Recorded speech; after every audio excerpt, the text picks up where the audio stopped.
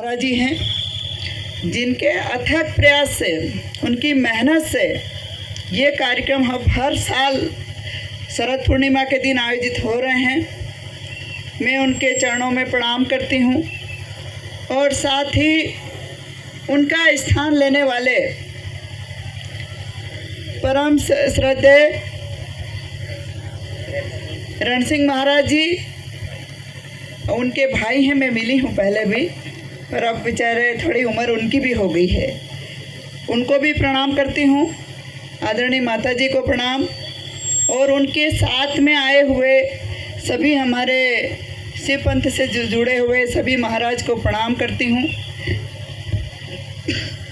साथ ही इस कार्यक्रम में अभी जिनका स्वागत करा आपने, कुड़ी के सरपंच साहब आदरणीय राम सिंह भाई, साथ ही हमारे बसंत भाई झिरनिया से आए हुए, गाड़ियाम के हमारे पूर्व सरपंच रमेश भाई, वर्तमान के हमारे गणपत भाई, यहाँ के सरपंच साहब भी आए हैं पर दिख नहीं रहे मेरे को कहीं, और राणा भाई जो पलोना के पूर्व सरपंच रहे, जिला पंचायत के सदस्य हमारे निर्मल भाई जो आपके बीच आए हैं, और उपस्थित सभी भक्तचंद भाई जनपद सदस्य, और यहाँ से दूर दूर से सभी गांव के आए हुए हमारी माताएं, बहनें, भाइयों। मैं आपके बीच ये कोई पहले कार्यक्रम में नहीं आ रही हूँ। जहाँ भी ये कार्यक्रम होता है मैं आती हूँ, और पिछले 30 सालों से 30 साल से मैं आप लोगों से जुड़ी हुई हूँ। जहाँ भी कार्यक्रम, अभी जैसे पहले एक ही होता था, अब 3-4 कार्यक्रम हमारे हो रहे हैं। जो जहाँ भी जाए मेरे को तो अच्छा लगता है कि हमारे आदिवासी भाई जा रहे हैं, कार्यक्रम कर रहे हैं, कार्यक्रम में शामिल हो रहे हैं, और क्यों हो रहे हैं ये सब लोग जानते हो। ये जो बीड़ा उठाया हमारे गुरुजी ने, ये कोई सरकार नहीं कर सकती इतना बड़ा काम जितना उन्होंने किया है। समाज की सबसे बड़ी बुराई जो नशा है उसको छुड़वाना। कई अस्पताल खुल जाए, चाहे जितने डॉक्टर आ जाएं, चाहे जितनी सरकार योजनाएं चला दें, पर ये काम कोई नहीं कर सकता है। कर सकते हैं क्या? नहीं कर सकते। तो मैं तो बोलूँगी कि हमारे शिव पंथ से जुड़े हमारे सभी गुरुजी, हमारी माता, इनको इस साल नहीं, हमेशा हमेशा टंटा मामा का जो पुरस्कार मिलता है वो इनके नाम से जाना चाहिए। और आपकी बहन नहीं, मैं आदिवासी बहन के नाते नहीं कह रही हूँ, एक विधायक के नाते ये कह रही हूँ कि मैं उनकी अनुशंसा करके भेजूंगी वहाँ सरकार को कि उनको ये अवार्ड देना चाहिए कि जो काम कोई नहीं कर सकता वो काम वो कर रहे हैं, और बगैर स्वार्थ के। एक एक घर से एक एक मुट्ठी चावल इकट्ठा करके खिचड़ी बना रहे हो आप।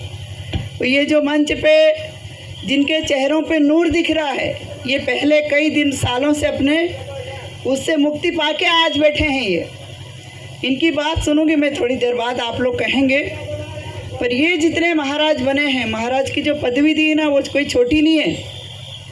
आप एक बड़ी बुराई से मुक्ति पाकर एक महाराज का ओहदा पाकर समाज के बीच बैठे हो, तो ये इतना बड़ा काम जो आप कर रहे हो, मैं आपकी बहन के नाते बहुत हाथ जोड़ के प्रणाम करती हूँ कि आप सुधर गए हो। किंतु आज के दिन ये जितनी माताएं बहनें बैठी ना, मेरी तो नज़र जा रही, जितनी बहन बेटियाँ बैठी हुई हैं, भाई लोग इधर कम दिख रहे हैं। तादाद उनकी ज़्यादा होनी चाहिए थी, ज़्यादा आना चाहिए थी कि नहीं? भाई लोग ज़्यादा आना चाहिए।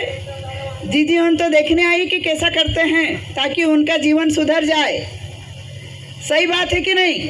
वो सारे देखने आए हैं कि ये हमारे घर से भी कौन कौन सुधर के जाएगा, पर एक प्याला सबको पिला के ही ले जाना घर पे, ठीक है ना? लेके जाना है, क्योंकि मैं दिन रात आपके बीच रहती हूँ, और हमारे घर से डॉक्टर साहब भी हैं, ये सबको पता है।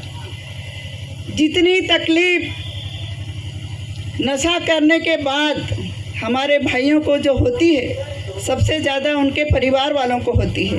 हमारी बहन बेटियों को होती है।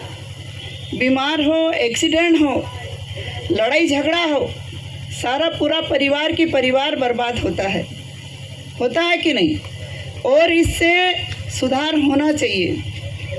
और ये जो काम हम लोग शुरू कर रहे हैं, मैं तो आपकी बहन के नाते एक ज़रा सा भी मेरी हिस्सेदारी आपके साथ में रहे तो मैं मेरा सौभाग्य समझती हूँ कि मैं उस पंथ परिवार से जुड़ी हूँ जो इतने बड़े बड़े काम कर रहे हैं। और इसीलिए देर रात कहीं भी कार्यक्रम होते हैं मैं आपके बीच आके और शामिल होती हूँ। और इसके अलावा भी हम लोगों को इस बुराई को ख़त्म करने के साथ हमारे बच्चों को पढ़ाना लिखाना भी पड़ेगा।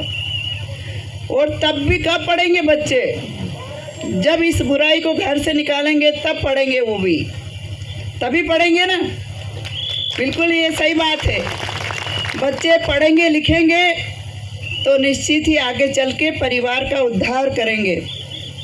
परिवार का उद्धार तभी होगा जब हमारा परिवार सब तरह सारी तकलीफ़ों से दूर होकर मेहनत करके और आगे बढ़ेगा।